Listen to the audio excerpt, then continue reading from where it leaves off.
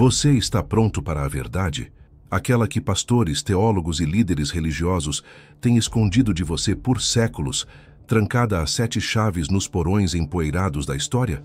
Prepare-se, porque o que você vai ouvir hoje não é apenas uma teoria da conspiração barata.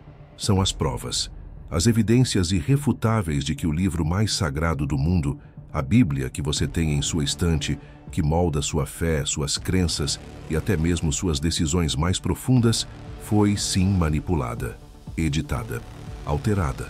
E o pior, essa manipulação não foi um acidente, mas uma estratégia calculada para controlar mentes, impor dogmas e garantir poder. Eu sei, a cada domingo, de cada púlpito, a mensagem é a mesma. A Bíblia é a palavra de Deus, inerrante, infalível, inspirada em cada vírgula. Mas e se eu te dissesse que essa é a maior mentira que já te contaram? Que a palavra de Deus que você conhece hoje é, na verdade, um mosaico de textos selecionados, reescritos e até mesmo inventados por homens com agendas muito humanas? Eu não estou aqui para destruir sua fé, mas para libertar sua mente, para te dar as ferramentas para ver além das cortinas de fumaça e descobrir uma verdade que poucos ousaram pronunciar em voz alta. Durante os próximos minutos, vamos mergulhar nas profundezas de um escândalo histórico, rastreando as pegadas dos manipuladores através dos séculos.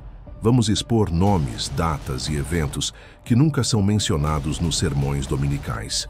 Vamos rasgar o véu sobre o Concílio de Nicéia, sobre as excomunhões de pensadores brilhantes como Baruch Spinoza, sobre os textos perdidos, as alterações deliberadas e as contradições gritantes que, uma vez reveladas, não podem mais ser ignoradas. Você vai descobrir que muitos dos versículos que você decora e que são usados para justificar dogmas e doutrinas simplesmente não existiam nas versões mais antigas e autênticas da Bíblia. Pare e pense, se a Bíblia é tão perfeita e imutável, por que existem centenas de milhares de variantes textuais em seus manuscritos mais antigos? Por que passagens inteiras aparecem e desaparecem? Por que alguns dos textos mais famosos e divinos não passam de adições tardias? A resposta, meu amigo, é chocante. É hora de abrir os olhos e desmascarar a farsa. Fique comigo até o final, porque o que você vai aprender hoje vai mudar para sempre a forma como você enxerga a sua fé e o mundo. Você está pronto para a sua libertação? Então vamos juntos nessa jornada explosiva rumo à verdade que pastores escondem. Para entender a profundidade dessa manipulação, precisamos voltar no tempo, muito antes de existirem as igrejas modernas, muito antes de existirem os pastores como os conhecemos. Precisamos entender que a Bíblia não caiu pronta do céu. Ela é um produto da história, da cultura, da política e, sim, da mão humana. E uma das primeiras figuras a ousar questionar essa narrativa foi um homem brilhante, um filósofo do século XVII, Baruch Spinoza. Nascido em Amsterdã, de uma família de judeus sefarditas, Spinoza foi um gigante intelectual que, com a frieza da razão, aplicou a crítica textual à Bíblia como ninguém antes dele. Enquanto a Europa ainda se recuperava das guerras religiosas e a autoridade da Igreja era quase absoluta, Spinoza teve a audácia de tratar a Bíblia não como uma obra divina intocável, mas como um livro humano, sujeito a análise e crítica. Em sua obra seminal, o Tratado Teológico Político, ele desmantelou a ideia de que Moisés era o autor de todo o Pentateuco, a Torá. Como poderia Moisés ter escrito sobre sua própria morte e sepultamento no final de Deuteronômio? Como poderia haver anacronismos, referências a eventos e lugares que só existiriam muito tempo depois de Moisés? Spinoza apontou que os textos bíblicos eram uma compilação de diferentes autores, escritos em diferentes épocas, com diferentes estilos e propósitos, e que foram editados e reeditados ao longo dos séculos. Ele argumentou que a Bíblia continha contradições internas, erros históricos e narrativas que não podiam ser conciliadas com a razão ou com a ideia de um Deus perfeitamente racional e imutável. Suas conclusões eram revolucionárias e, para a época, blasfemas.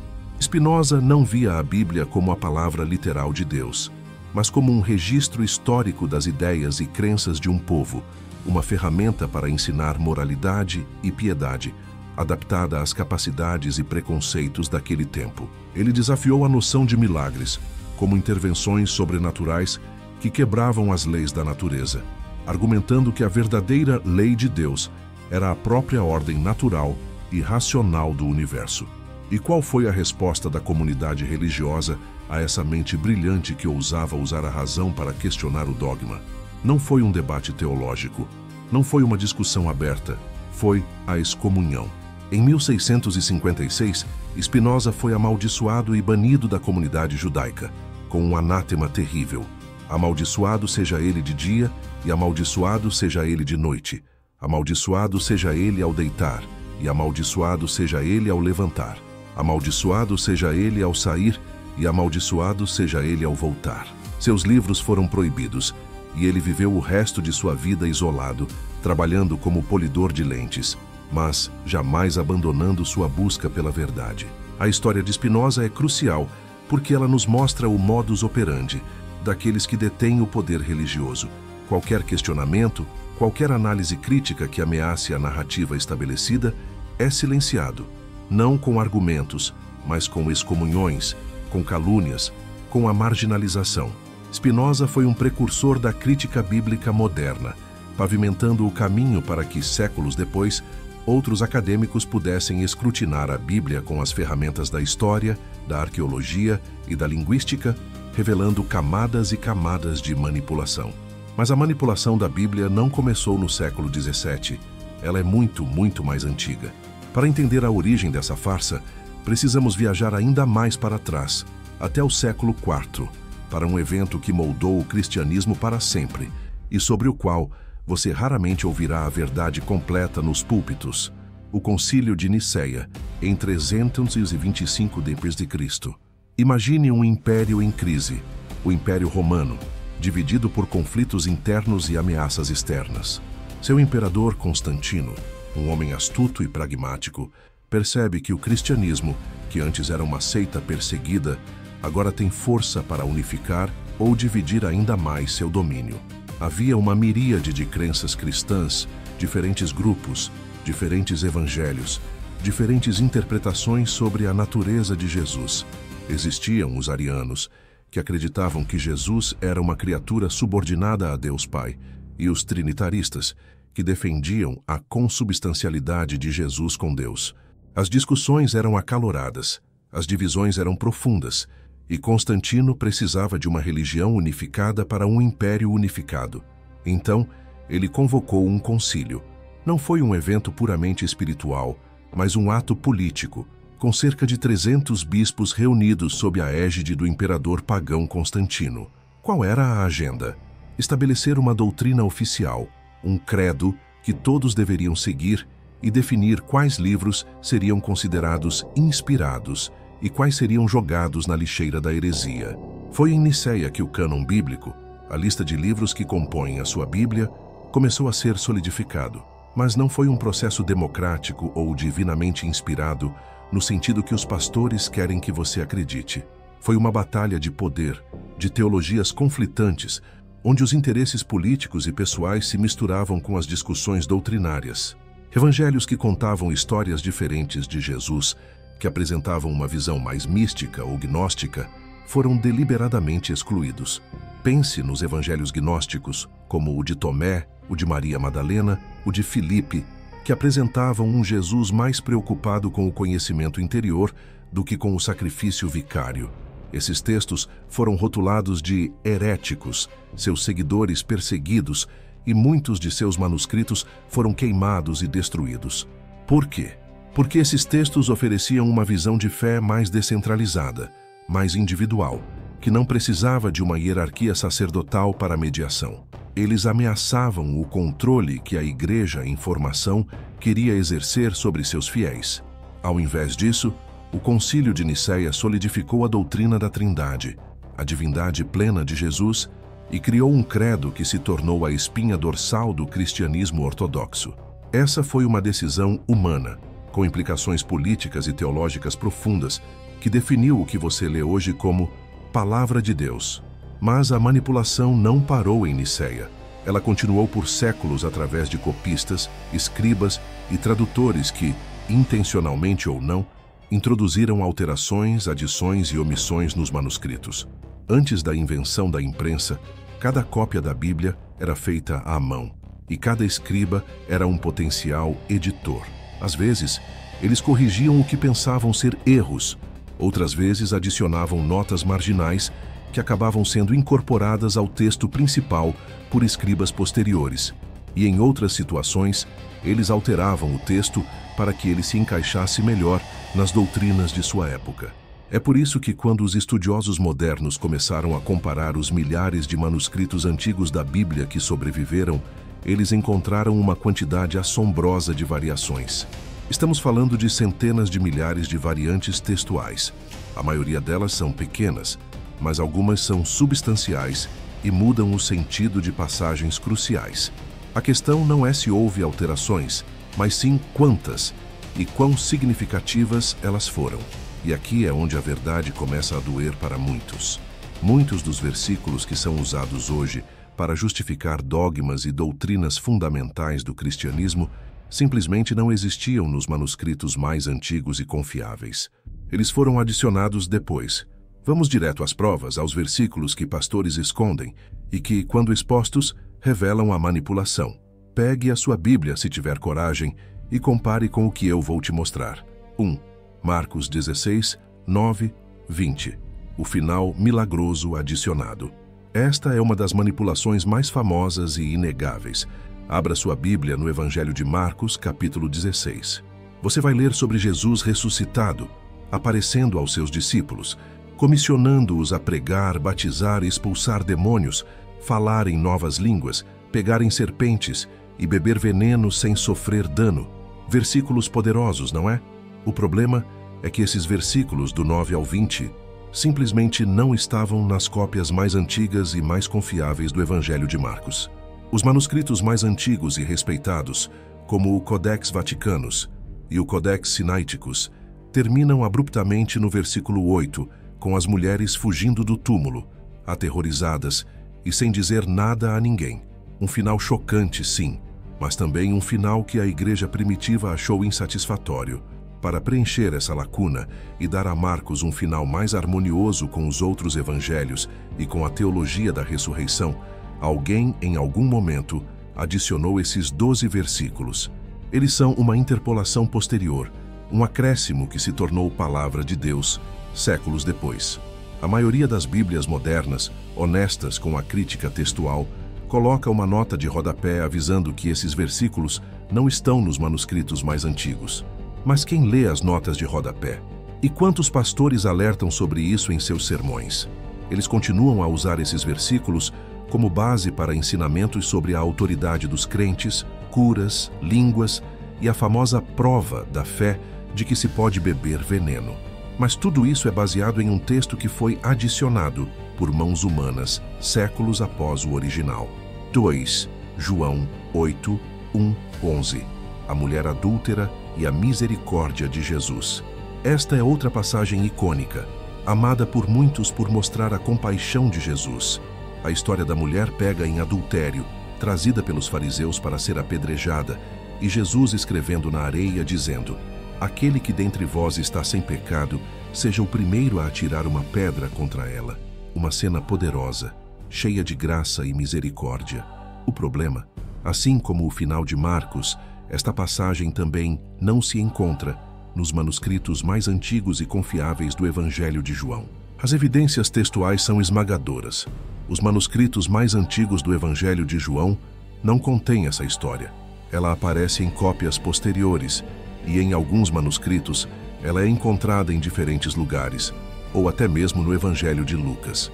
Isso indica que se trata de uma história popular, provavelmente uma tradição oral da igreja primitiva, que foi eventualmente inserida no texto de João para enriquecer a narrativa e demonstrar um lado específico do caráter de Jesus. Novamente, as Bíblias mais sérias colocam uma nota de rodapé, alertando sobre a ausência dessa passagem nos manuscritos mais antigos. Mas a maioria dos crentes não sabe disso. Eles a leem como a palavra inspirada, sem questionar sua origem. Essa adição, embora bonita e eticamente edificante para muitos, é um claro exemplo de manipulação textual que se tornou parte integrante da palavra de Deus. 3. 1 João 5, 7 e 8. O Coma Yohaneum e a Trindade. Se você quer ver uma manipulação descarada para justificar uma doutrina central do cristianismo, esta é a prova definitiva. Abra sua Bíblia em 1 João 5, 7 e 8. Em muitas versões, especialmente nas mais antigas como a Almeida Revista e Corrigida, ARC, você lerá algo como: porque 3 são os que testificam no céu, o Pai, a Palavra e o Espírito Santo. E estes 3 são um. E 3 são os que testificam na terra, o Espírito e a água e o sangue. E estes 3 concordam num. Esta passagem, especialmente a parte no céu, o Pai, a Palavra e o Espírito Santo, e estes 3 são um, é uma das poucas provas bíblicas explícitas para a doutrina da Trindade. Pastores a citam com autoridade divina. O problema é que esta frase inteira, conhecida como Coma Yohaneum, é uma interpolação, uma adição tardia que não existe em nenhum manuscrito grego anterior ao século XIV. Sim, você ouviu direito. 1300 anos se passaram antes que essa frase aparecesse nos manuscritos gregos.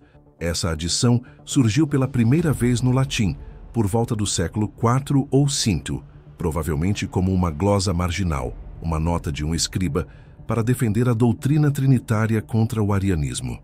Com o tempo, essa glosa foi inserida no texto principal de algumas cópias latinas.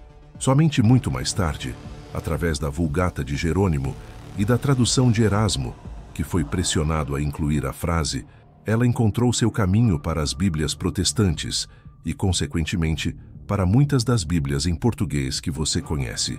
As Bíblias modernas e mais acadêmicas, como a Nova Versão Internacional, NVI, ou a Almeida Revista e Atualizada, ARA, omitem essa frase ou a colocam entre colchetes com uma nota de rodapé, porque sabem que ela não faz parte do texto original. Isso é uma manipulação gritante para encaixar uma doutrina específica. Isso não é erro de copista. Isso é uma alteração deliberada para solidificar um dogma. Se essa passagem é uma das provas da Trindade e ela foi adicionada, o que isso diz sobre a doutrina? 4. 1 Timóteo 2, 11, 14. A submissão da mulher. Este é um dos versículos mais controversos e prejudiciais, usado por séculos para justificar a submissão feminina na igreja e na sociedade. A mulher aprenda em silêncio, com toda a sujeição. Não permito, porém, que a mulher ensine, nem use de autoridade sobre o homem, mas que esteja em silêncio, porque primeiro foi formado Adão, depois Eva, e Adão não foi enganado, mas a mulher, sendo enganada, caiu em transgressão. Muitos críticos bíblicos, incluindo alguns teólogos modernos, argumentam que esta passagem pode ser uma interpolação ou uma glosa, embora não haja o mesmo nível de evidência textual de ausência nos manuscritos mais antigos, como nos casos de Marcos 16 ou João 8, há fortes argumentos contextuais e teológicos que apontam para sua natureza problemática. Primeiro, essa passagem contradiz outras partes do Novo Testamento, que mostram mulheres exercendo liderança e ensinando como as profetisas. Atos 21, 9. Priscila ensinando Apolo. Atos 18, 26. E as mulheres que serviam como diaconisas.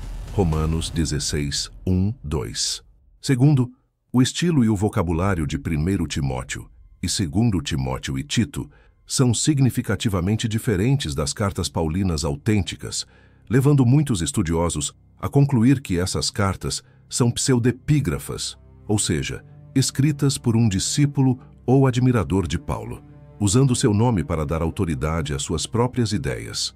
Se 1 Timóteo não foi escrito por Paulo, mas por um autor posterior que vivia em um contexto cultural diferente, então as proibições sobre as mulheres não são a palavra de Deus inspirada diretamente por Paulo, mas a opinião de um homem que usou o nome de Paulo para dar peso às suas próprias concepções patriarcais. Isso é uma manipulação sutil, mas poderosa, que alterou o curso da história das mulheres na fé e na sociedade. 5. Gênesis 1 e Gênesis 2. Duas criações, dois autores. Esta não é uma interpolação, mas um exemplo de como a Bíblia é uma compilação de diferentes fontes, costuradas para formar uma narrativa coesa, e essa costura revela a mão humana. Se você ler Gênesis 1 e Gênesis 2 com atenção, notará que há duas histórias de criação distintas e até mesmo contraditórias.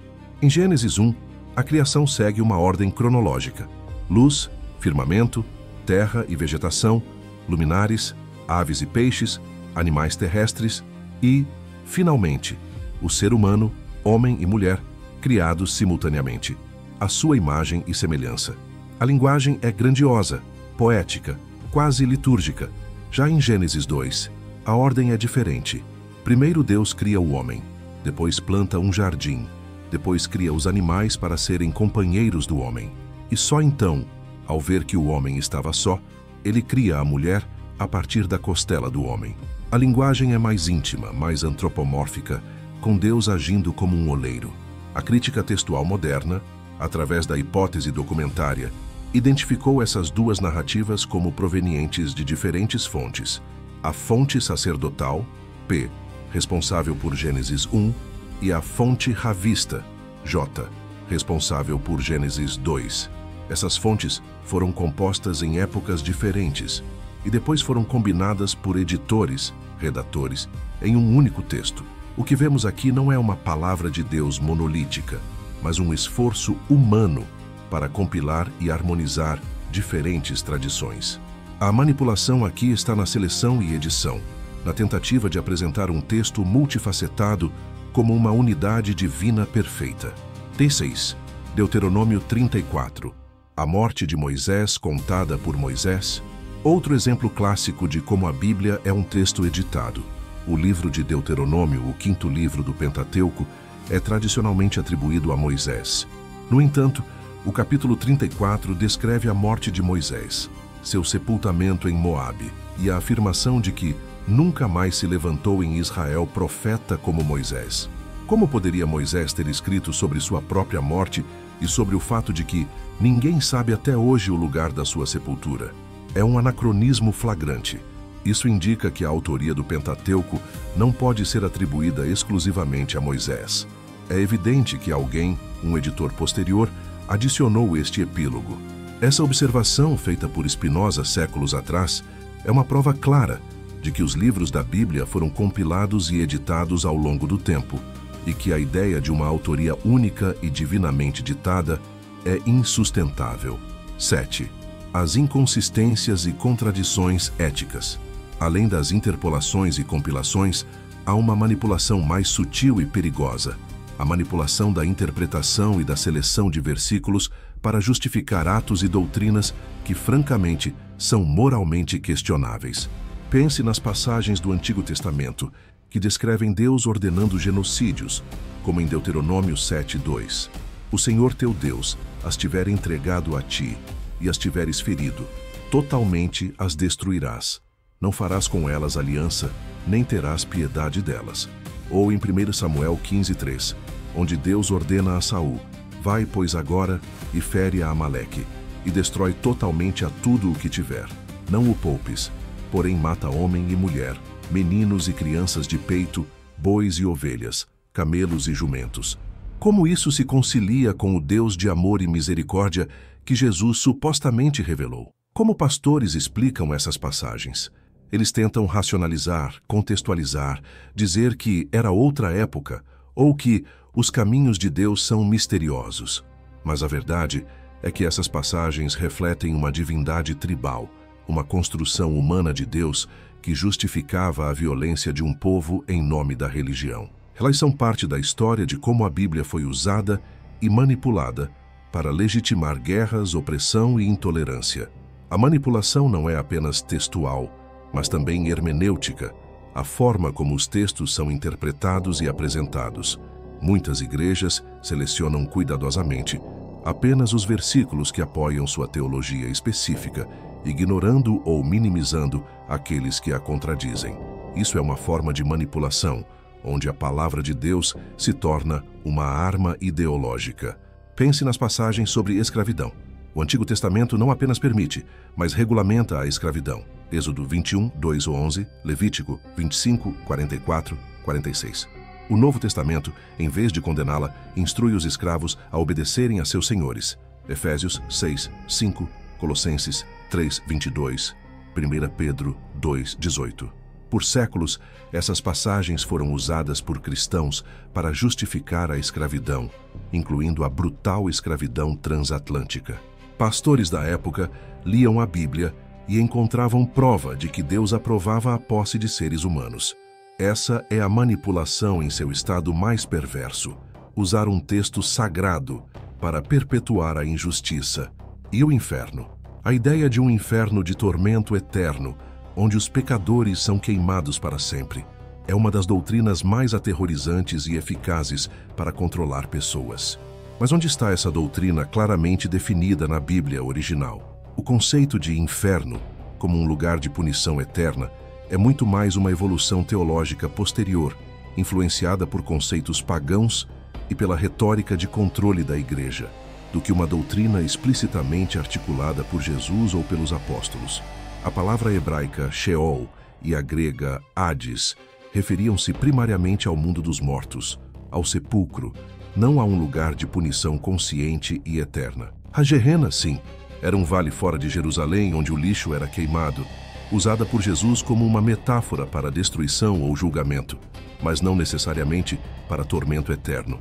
A transformação dessas ideias no inferno que conhecemos hoje foi uma manipulação teológica que serviu para incutir medo e submissão. O que tudo isso significa para você? Significa que a Bíblia não é o livro homogêneo, inerrante e infalível que te venderam. Não é um ditado direto de Deus, mas uma biblioteca de textos humanos, inspirados sim, mas também editados, compilados, alterados e interpretados por homens ao longo de milênios, com suas próprias agendas, crenças e preconceitos. Isso destrói a fé? Para muitos, sim. Para outros, como eu, isso a liberta. Porque quando você entende que a Bíblia é um produto humano, você para de adorar o livro e começa a buscar a verdade por si mesmo. Você para de se submeter a interpretações dogmáticas e começa a pensar criticamente. Você para de aceitar cegamente o que o pastor diz e começa a questionar, a pesquisar, a ler os contextos, a entender a história. A Bíblia é um livro poderoso, um tesouro de sabedoria, de poesia, de histórias que moldaram a civilização. Ela contém verdades profundas sobre a condição humana, sobre a busca por sentido e sobre a natureza do divino. Mas para encontrar essas verdades, você precisa se despir das camadas de dogma e manipulação que foram impostas a ela. Você precisa ter a coragem de um Spinoza, a audácia de questionar, a paixão de buscar a verdade, mesmo que ela seja desconfortável. A verdade é que a fé não precisa de uma Bíblia inerrante para ser autêntica. A fé pode ser ainda mais profunda quando você entende a complexidade do texto, quando você discerne as vozes humanas por trás da voz de Deus.